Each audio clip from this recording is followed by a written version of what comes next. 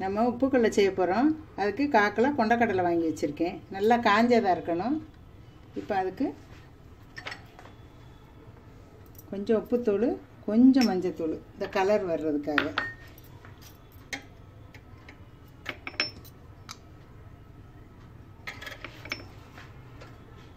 லைட்டாக தண்ணி தெளிச்சிக்கோங்க.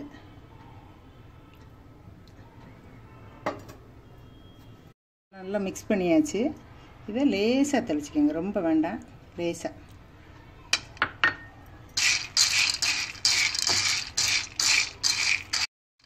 நல்லா கலக்கியாச்சு. இதை ஒரு பிளேட்டில் கொட்டி 2 நிமிஷம் உணர விடணும். கொஞ்சம் உணரட்டும். இப்போ நம்ம ஒரு சட்டியில் உப்பு வச்சுருக்கோம். அந்த உப்பை நல்லா அது காயறது உணர்றதுக்குள்ளே இதை கொஞ்சம் நல்லா வறுத்துக்கணும். நல்லா ஹீட் ஆகணும்.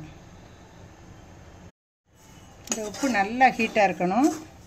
ஹீட் ஆகணுன்னு போட்டால் தான் நல்லா வெடிக்கும். இன்னும் கொஞ்சம் ஹீட் ஆகணும். இப்போ நல்லா சூடாகிடுச்சு. இது கொஞ்சம் 10 நிமிஷம் உணர வச்சுருக்கேன். கொஞ்சம் கொஞ்சமாக போடுங்க.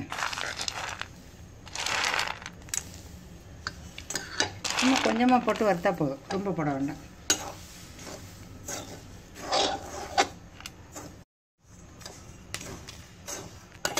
இந்த வெடிக்குது பாருங்கள், நல்லா வெடித்து வந்துடும்.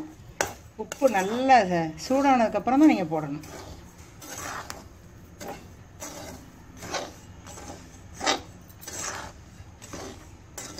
இதில் அள்ளிடலாம். நல்ல வாசம் வரும் அந்த வெடிக்கும் போதே, கடலை வாசம். இப்போ அள்ளிடுவோம்.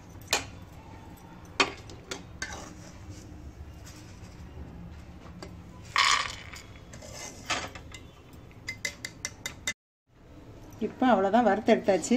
உப்பு கடலை ரெடி. கொஞ்சம் ஆறினோன்னா சாப்பிடுங்க. நல்லா மொறுமொறுன்னு இருக்கும், சூப்பராக இருக்கும். நீங்களும் செஞ்சு சாப்பிட்டு பாருங்கள்.